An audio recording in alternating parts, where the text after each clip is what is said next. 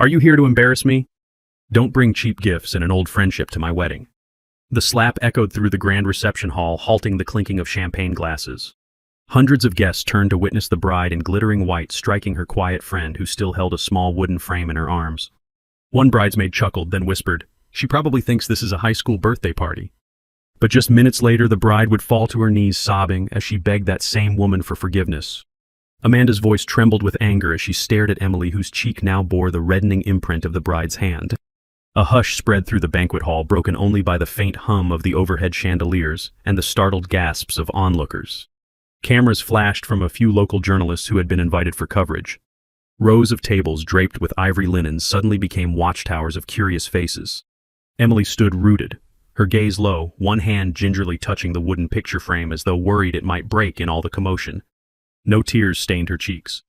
She didn't speak, didn't flinch, and she didn't try to shield herself from the murmur of judgment that rolled through the crowd. Amanda's mother, wearing a corsage of white roses, hurried to her daughter's side, but Amanda brushed her away, still fixated on Emily. The bride's lips curled in a way that suggested this anger had been simmering long before the wedding day. After a tense moment, Emily set the frame down on the gift table as if placing a fragile relic for all to see.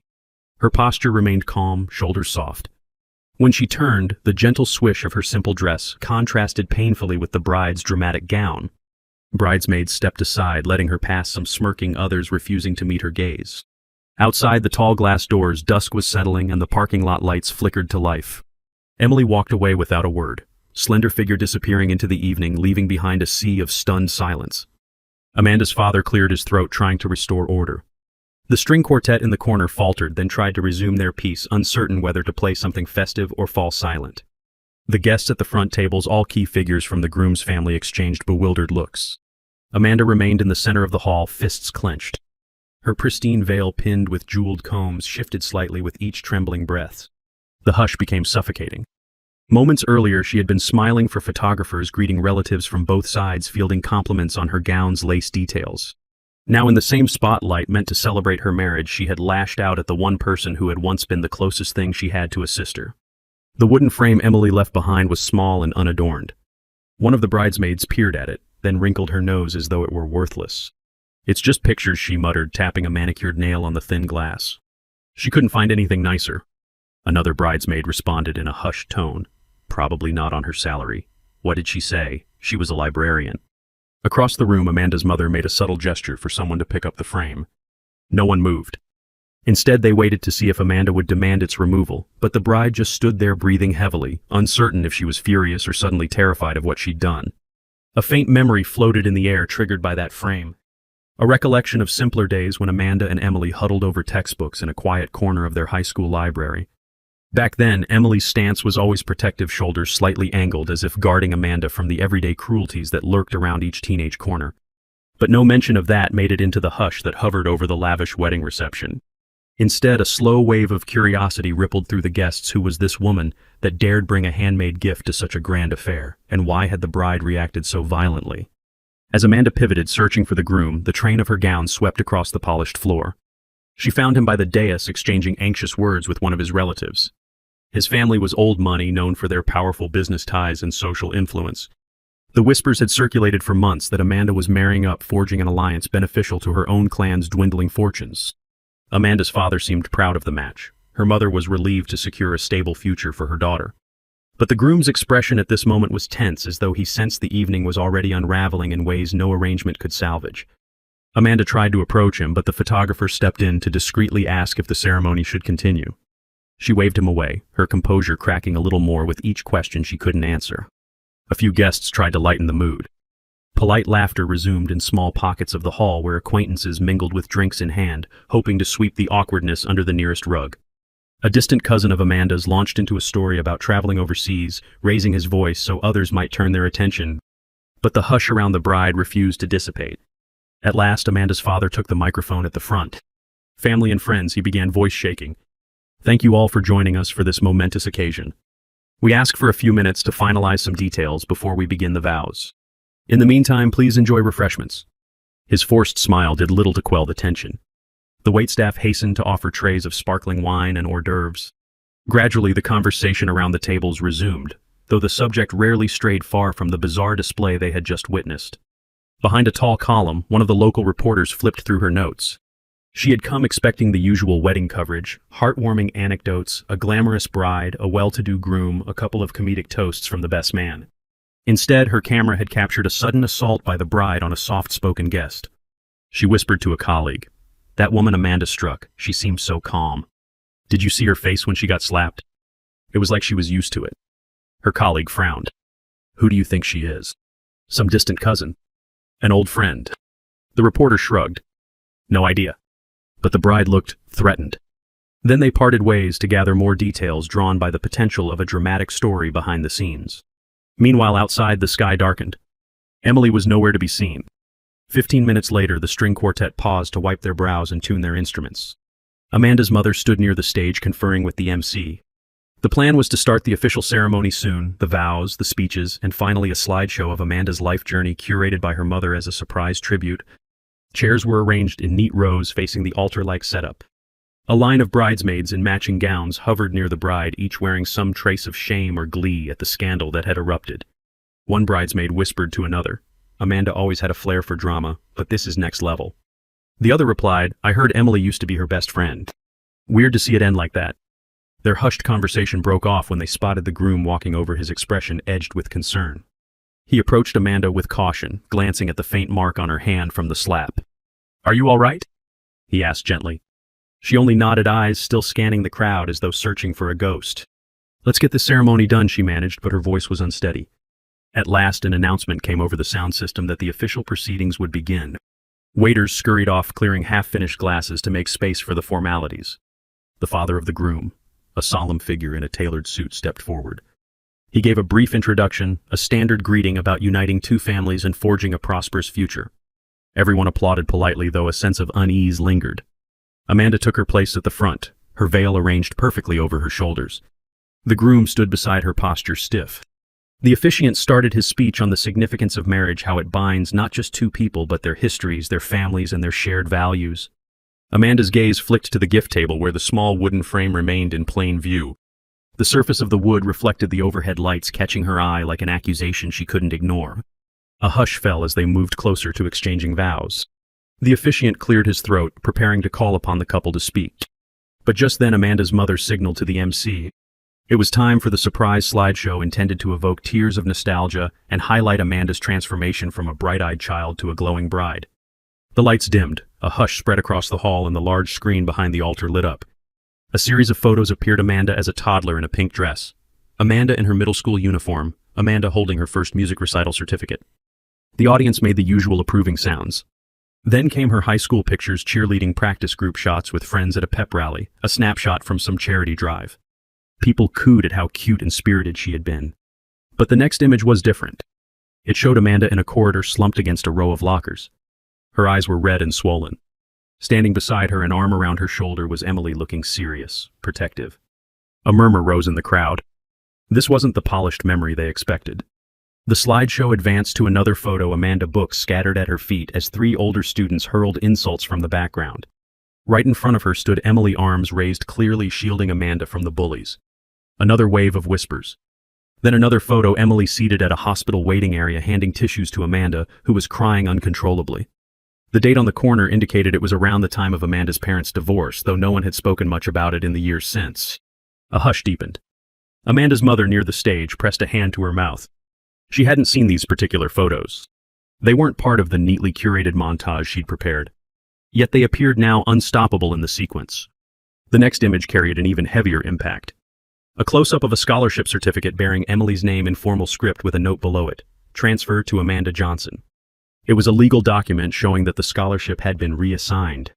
The hush turned electric. People realized that Emily had given up a chance to study abroad, an opportunity that for a time had been rumored around the school as a mysterious windfall for Amanda, right when her family had fallen on hard times. The bride's face paled under the soft glow of the screen. The groom stood like a statue, lips slightly parted as he tried to process what he was seeing. Then came a final photo, a worn snapshot of Amanda in tears hugging Emily outside the school gates. Amanda's backpack was stuffed with acceptance letters, while Emily held a simple envelope that looked heartbreakingly empty. The frame advanced to black. The hall was silent. Amanda's mother gestured frantically at the MC, but it was too late. Everyone had seen. The groom's father turned to Amanda, confusion etched on his features. Her groom, stunned, took a step back. He spoke under his breath. "Why didn't you tell me about her?" No answer came from Amanda, who was visibly trembling. The weight of collective scrutiny bore down on her. She could feel the eyes of every guest in the room questioning how she could have humiliated the person who by all evidence had rescued her again and again. A rising wave of shame threatened to knock her off balance. Through the dim light, she spotted the wooden frame on the gift table, the same one she'd tried to dismiss as cheap. Suddenly it felt like a relic of everything she had buried in her pursuit of status and security. Amanda's voice was a ragged whisper when she finally spoke. "Stop the music," she said, and the string quartet halted mid-phrase. She turned to the officiant and the groom, eyes brimming.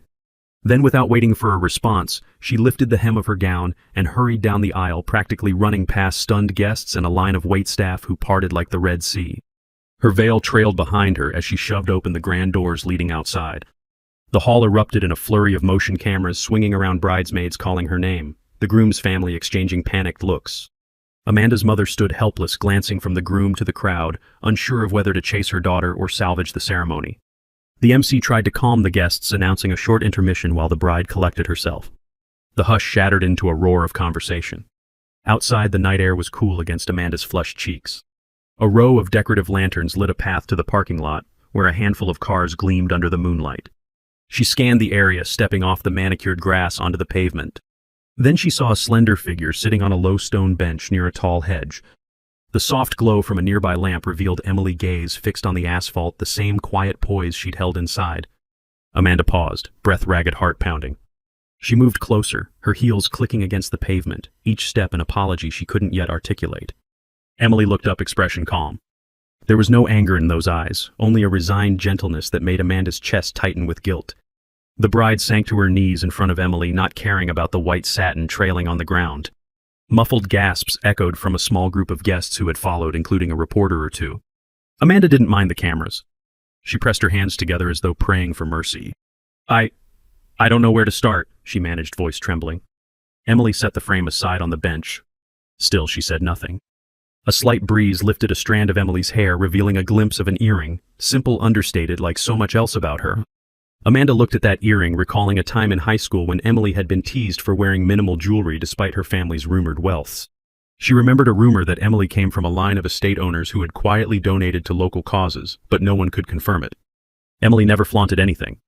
She just showed up to class, studied diligently, and occasionally displayed these small acts of generosity that no one noticed until they needed them. The memory seized Amanda's throat, making it hard to breathe.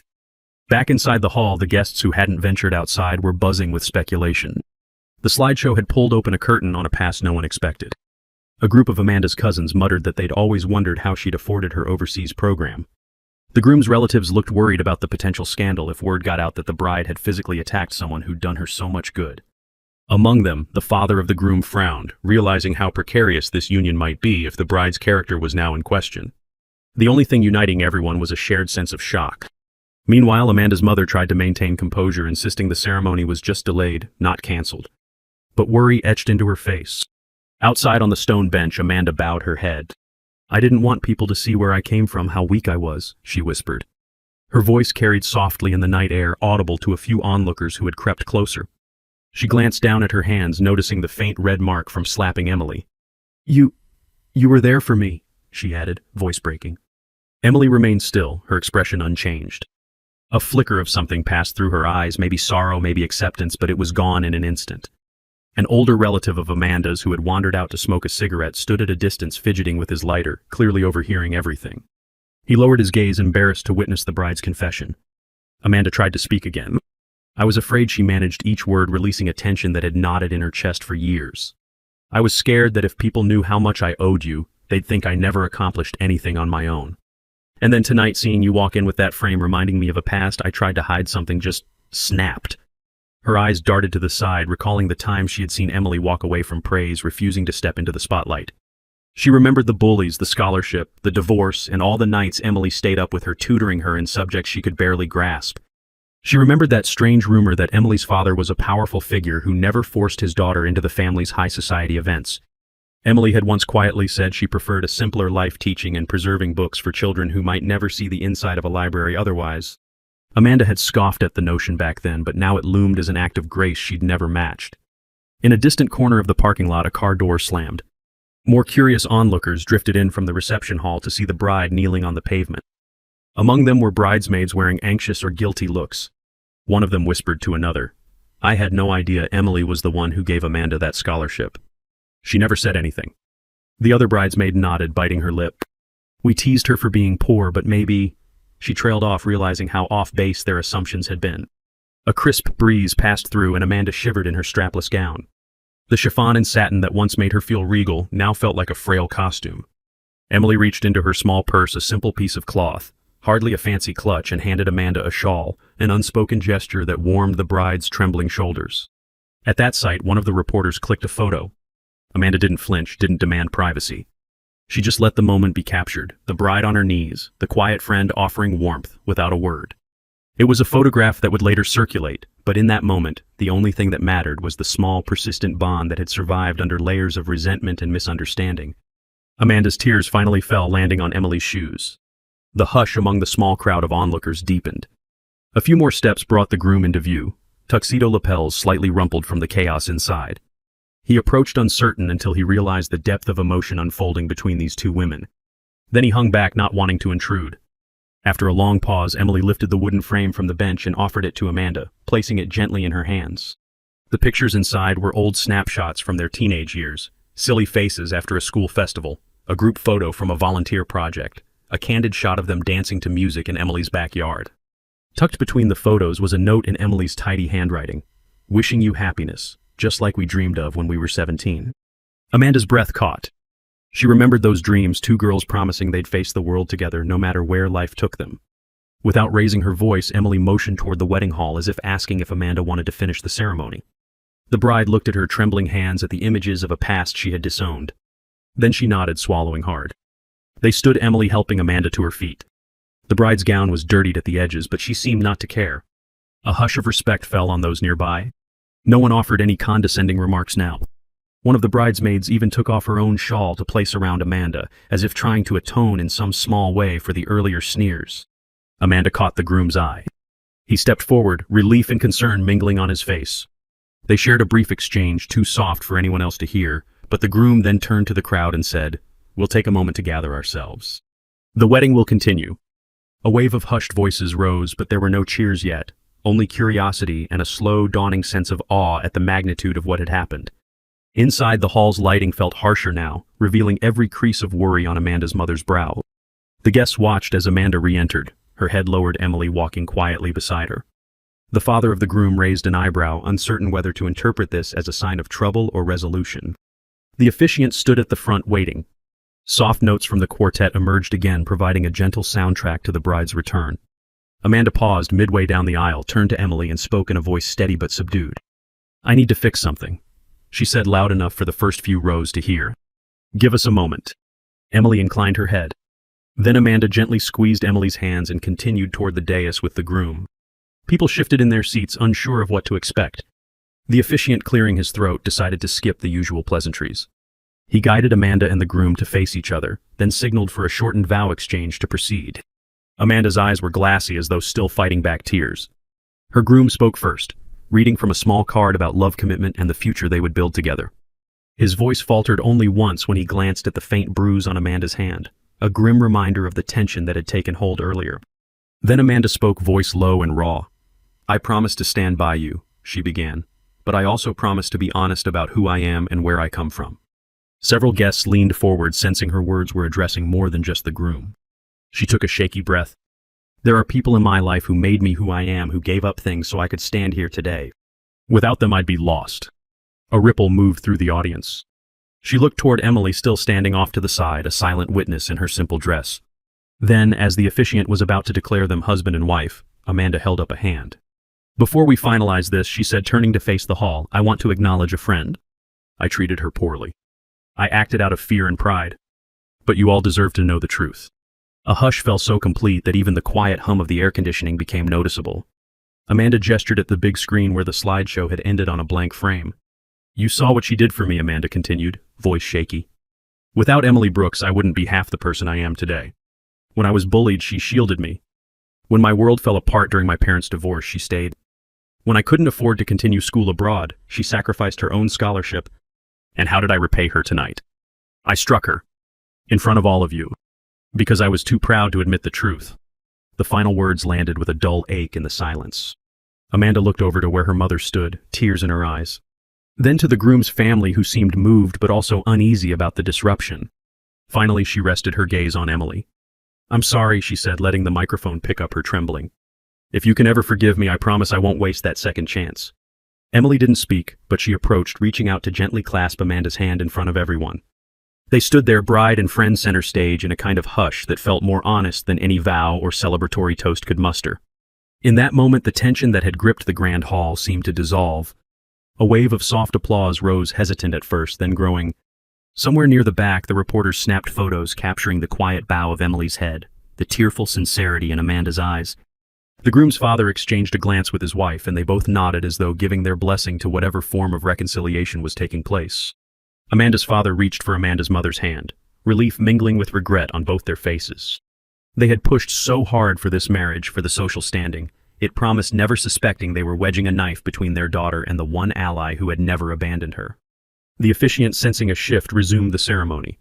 This time the vows concluded without further interruption, sealed by a soft kiss and a round of applause tinged with genuine emotion.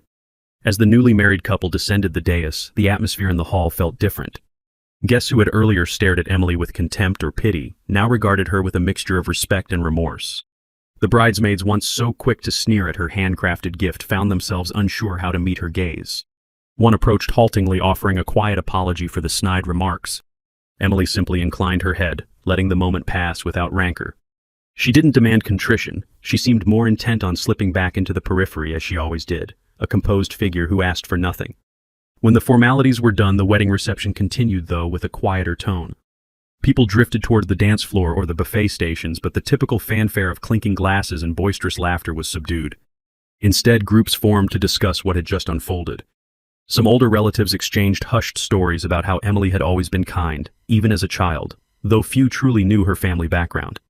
It was rumored her lineage was wealthy, with estates and art collections, but Emily had chosen a life of books and teaching.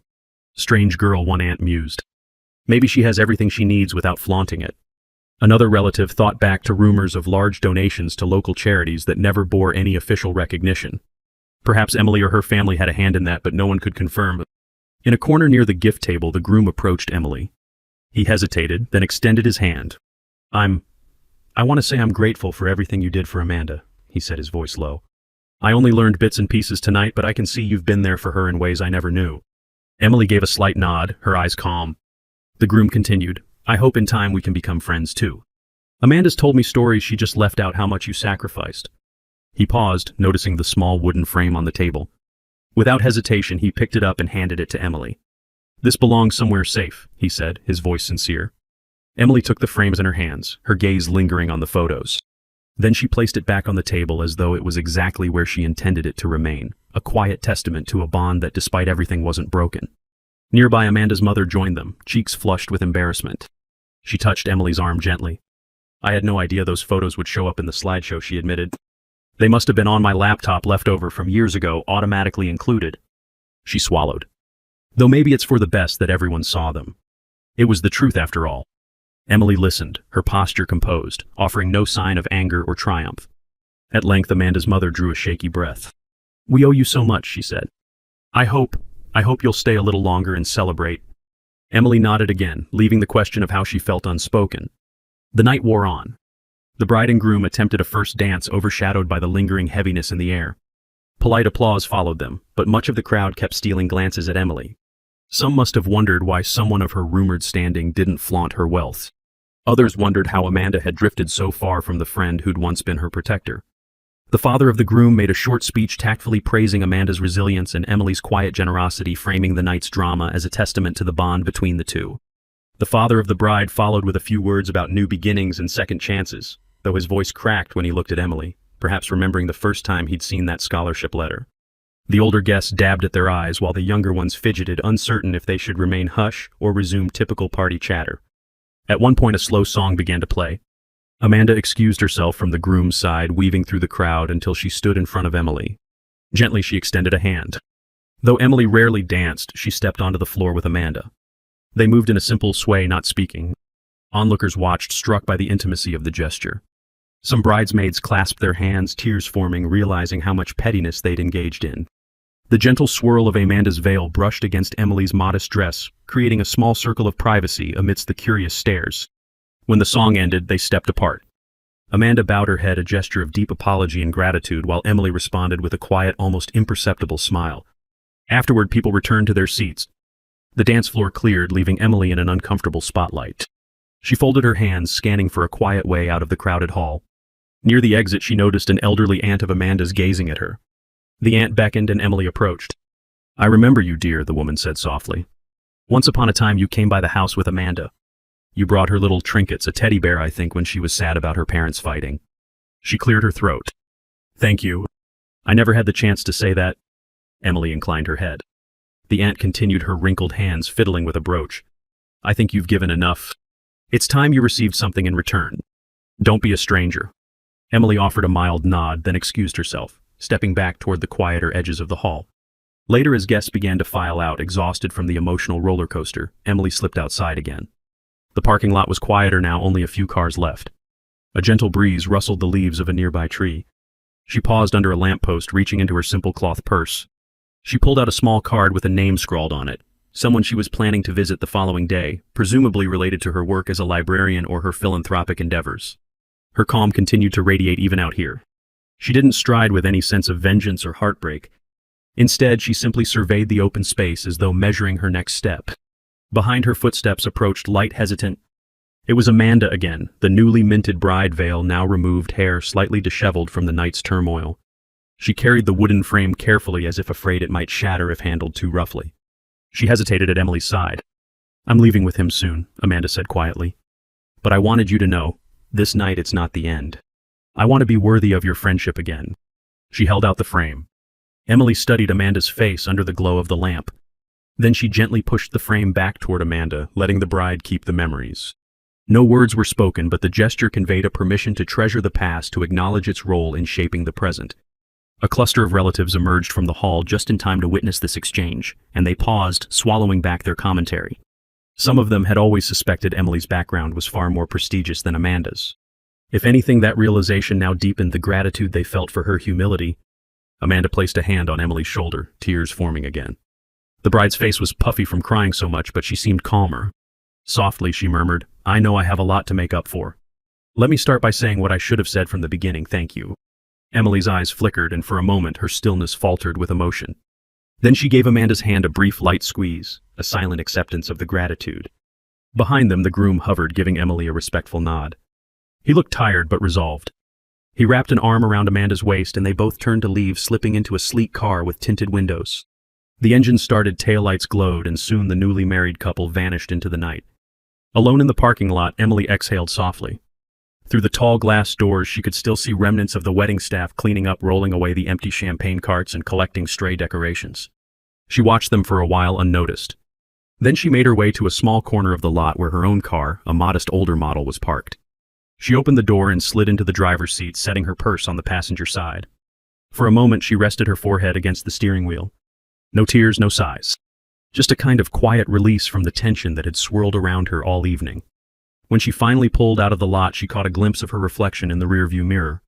The faint mark on her cheek was still visible, a reminder of the slap that set everything in motion. She touched it once gently, and then her expression returned to that steady calm.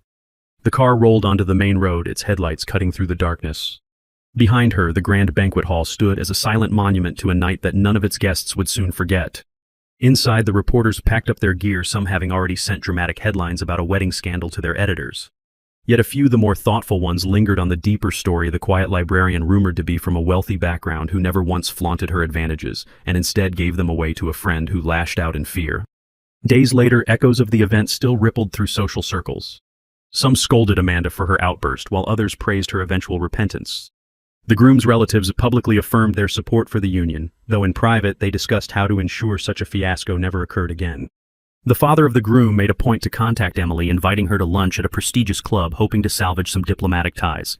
She politely declined, citing responsibilities at the rural school district where she worked. She preferred to remain out of the limelight, focusing on a book drive for underprivileged children.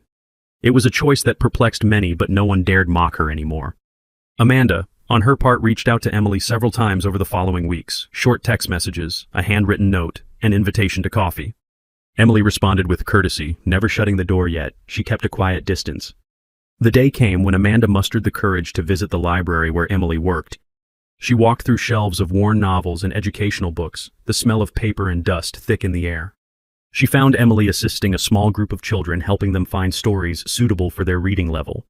Amanda waited in the background, watching how Emily knelt down to speak to a shy child eye to eye, gently recommending a book about a brave fox. Only when Emily stood did Amanda step forward. They exchanged a brief, warm greeting. Amanda noticed a ring on Emily's finger, an heirloom perhaps, with a small stone that caught the fluorescent light. Rumor said Emily's family possessed entire collections of such stones worth fortunes, yet Emily wore just this single piece. Amanda didn't ask about it. Instead, she simply said, "I've been thinking about volunteering here. If that's okay." Emily nodded, directing her to a sign-up sheet taped to a modest bulletin board. Another small step toward rebuilding a bridge that had nearly been burned. In the hush of the library, they spoke softly, weaving around tall shelves like conspirators sharing a fragile secret. There was no mention of the wedding night, no rehashing of the slap or the slideshow. They both knew the real work of mending trust lay in quiet daily gestures, not in grand apologies. Word of this renewed connection spread among the bride's circle. Some of the old classmates who had attended the wedding began to question their own attitudes. One by one, they dropped their mocking jokes, choosing instead to admire Emily's selflessness. A few even started donating to the library's book drive, though they rarely got more than a polite thank you from Emily in return. The talk of the scholarship scandal died down, replaced by acceptance that Emily had never sought credit. Over time, the memory of that dramatic wedding night softened into a story of how genuine love, whether in friendship or marriage, demands honesty and humility. Amanda and her husband settled into married life with a renewed perspective. He visited the library once, handing Emily a donation check for new books. She accepted, but only after insisting it be in the children's name, not hers. They parted with mutual respect. Amanda's father also approached Emily discreetly, apologizing for any role he'd played in pushing Amanda away from her past. Emily offered him the same mild nod she gave everyone, leaving him both relieved and humbled. No big events or public reconciliations were staged. It was enough that the hall, once filled with condemnation, now held only gratitude when her name surfaced. Months passed, and one crisp afternoon found Amanda returning to the library with a different expression, happier, calmer. She held a small potted plant which she placed on Emily's desk while Emily was helping another patron. A handwritten note read, "Thank you for standing by me when I didn't deserve it. This time let's grow something together that we won't let wither." Emily noticed it after the patron left. She brushed her fingertips across the leaves, then gently moved the pot to a spot by the window where sunlight pooled in a golden patch. She glanced around, half expecting Amanda to be standing nearby, but the bride had already slipped away, leaving just the plant and a hush of sincerity. Evening settled outside the tall library windows, and Emily switched off the main lights, leaving just enough illumination for stragglers to find their way out. As she locked up, she paused at the main doors. A memory flickered. Amanda slapped the hush in the hall and the echo of her own footsteps leaving the reception. She looked at the faint reflection in the glass door, seeing the same calm face she'd worn that night, only now with softer lines around her eyes, a sign of some gentle peace. A caretaker for many a wealthy heiress, in rumors only a friend to one who had once forgotten how to be a friend in return. She exhaled, turned the key, and left the library behind her, letting the evening sky envelop her in quiet acceptance. Word never fully disappeared about that wedding. Tales circulated of how the bride slapped her best friend, but ended the night on her knees begging forgiveness. Some retold it with scandalous flair, others with a moral spin. But those who had been there, who had witnessed Emily's measured silence, knew it was a story of how swiftly pride can become cruelty, and how a single act of humility can restore a bond that arrogance nearly destroyed. Over time, the frame Emily crafted took a place of honor in Amanda's home. Visitors would spot it on a mantel or a side table, ask about the significance of the photos, and Amanda would carefully, quietly tell them the story. Though her cheeks might redden with lingering shame, she didn't hide it anymore. She knew the truth was worth more than her pride. It stood as a reminder that real value isn't in the glitter of a gift, but the depth of a bond, and that no vow is truly complete unless it embraces the past as well as the future. The wedding invitations that came after never overshadowed that evening. People spoke of other ceremonies, other brides, other dresses, but few generated the same hush of humbled reflection.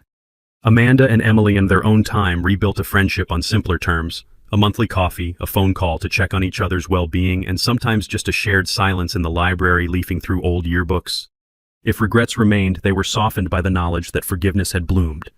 Over and over, Emily refused any grand gestures of thanks, focusing instead on the children's reading programs and small personal acts of kindness. She didn't say why she chose such a path, but those who observed closely suspected it was how she honored her own family's legacy, a quiet, disciplined generosity that never demanded applause.